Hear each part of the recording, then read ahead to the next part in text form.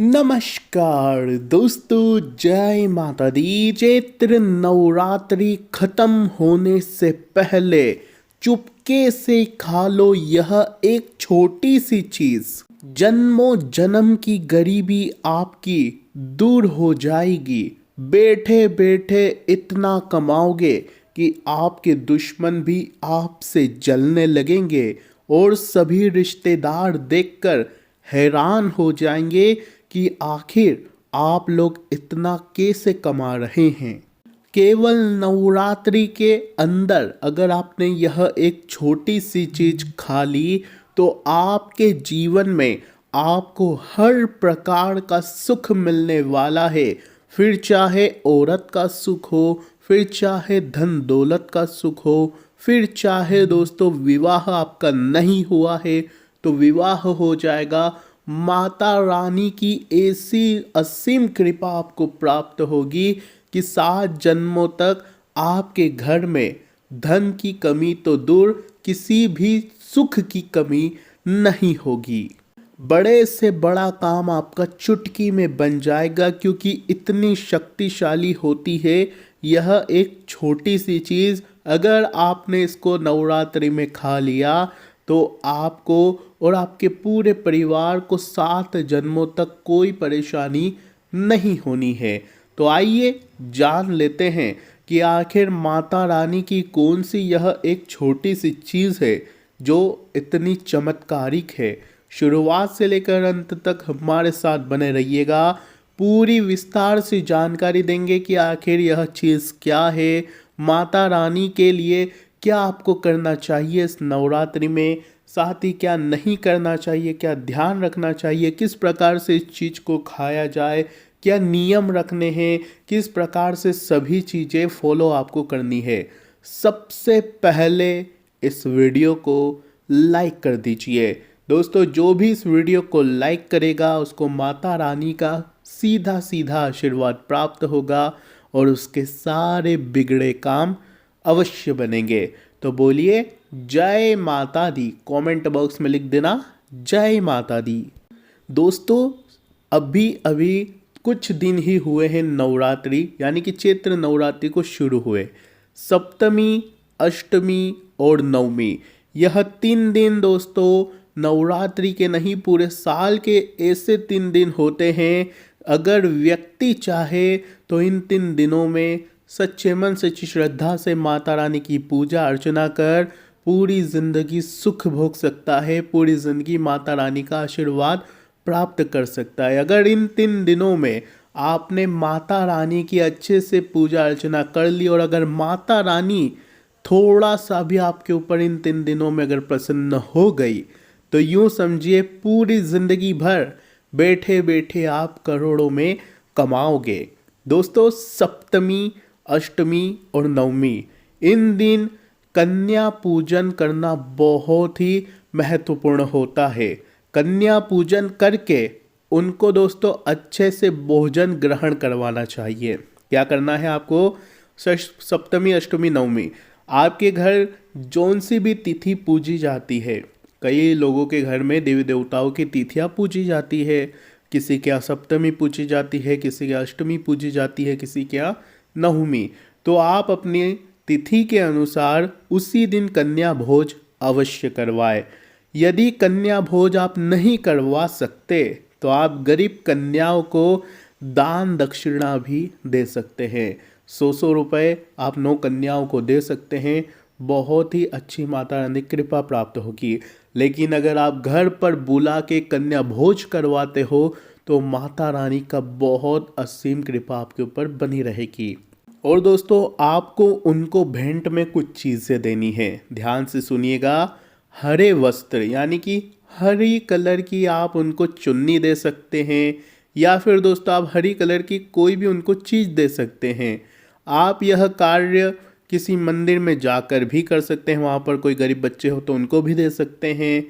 वहाँ माता को आप खीर का भोग लगाकर कन्याओं को दान भी दे सकते हैं, अगर आपकी जैसी श्रद्धा हो। अब दोस्तों, खेल यहीं से शुरू होता है।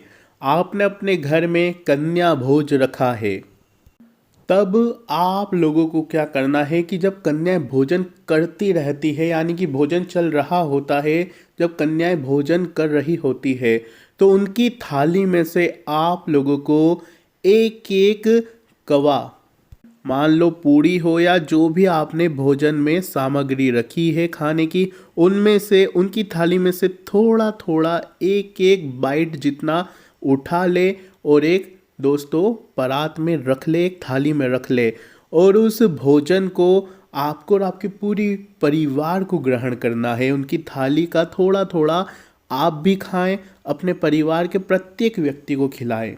और ध्यान रखिए, भोजन प्रसादी सबसे पहले कन्याओं से पहले माता रानी को चढ़नी चाहिए, इस बात का ध्यान रखना है।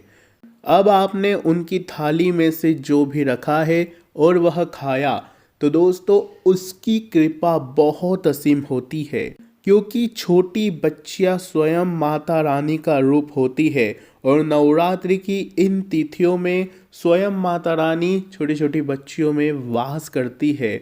इसलिए अगर आप उनकी थाली में से थोड़ा सा खा रहे हो, थोड़ा सा झूठन उनका खा रहे हो, तो यकीन मानिए आपके ऊपर स्वयं माता रानी खूब प्रसन्न रहेगी। तो इस उपाय को ज़रूर करिएगा। शुरुआत में ही बता दिया है, अंत में बताते उससे अच्छा हमने शुरुआत में ही बताया, क्योंकि कई लोग अंत तक नहीं जाते हैं। हम चाहते हैं कि सभी की मनोकामनाएं पूर्ण हो, सभी के ऊपर माता रानी का आशीर्वाद प्राप्त हो। लेकिन वीडियो अभी से मत छोड़ना, क्योंकि कुछ सावधानियां बता रहे हैं जो अक्सर इस उपाय में लोग भाग करते हैं। हमने जितनों को भी बताया उन्होंने इस उपाय में कई सारी गलतियां करी है।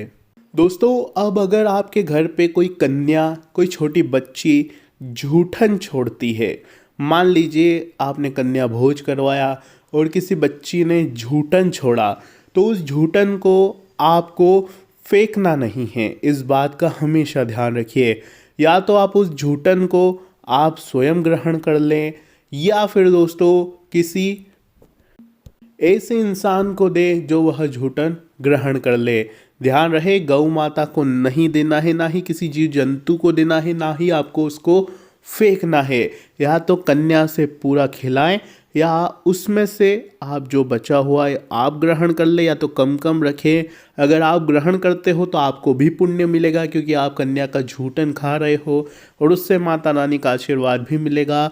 अगर आपका मन नहीं मान रहा है तो आप उनकी माता जी को कह दें, परंतु झूठन फेंकना नहीं है, इस बात का ध्यान रखिएगा। ना ही किसी जीव जंतु को आपको देना है। अक्सर यह गलती बहुत लोग करते हैं कि अपने घर कन्याओं को बुलाते हैं, कन्या छोटी छोटी बच्चियां होती है, कई बच्चियां पूरा खाना नहीं खा पाती, और जो झूठन बचता है उस झूठन को परिवार वाले बाहर फेंक देते हैं या किसी गाय वगैरह को दे देते हैं। उल्टा इसका असर पड़ जाता है और घर में दोस्तों लड़ाई झगड़े होना शुरू हो जाते हैं, माता रानी गुस्सा हो जाती है। दोस्तों आपको नवरात्रि के आखिरी दिन, यानी कि नवमी वाले दिन किसी भी शिव मंदिर में जाना है आप लोगों को। आप अपने पास के शिव मंदिर में जाएं, वहाँ पर शिवलिंग पर दूध, दही, घी, शहद और शक्कर चढ़ाते हुए शिवलिंग का अच्छे से स्नान करें, अभिषेक करें। इसके बाद शुद्ध जल अर्पित करें शिवलिंग पर और पूरे मंदिर में झाड़ू लगाकर मंदिर को साफ कर दे। अब भोले बाबा की चंदन, पुष्प और धूप और दीपक से पूजा अर्चना करें।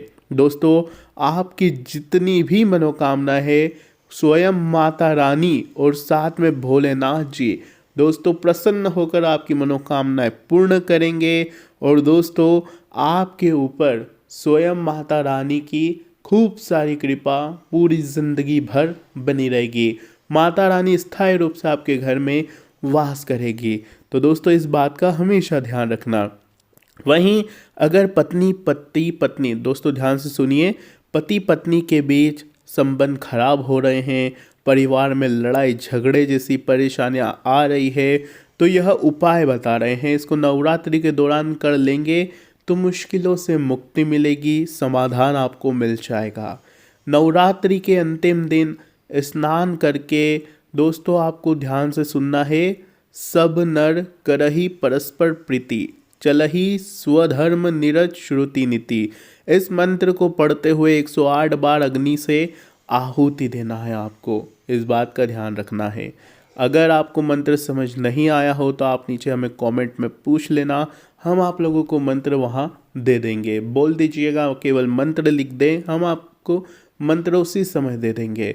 और अगर कुछ और पूछना भी है तो वह भी हमसे पूछ सकते हैं, आपको सभी चीज़ों का जवाब अवश्य दिया जाएगा।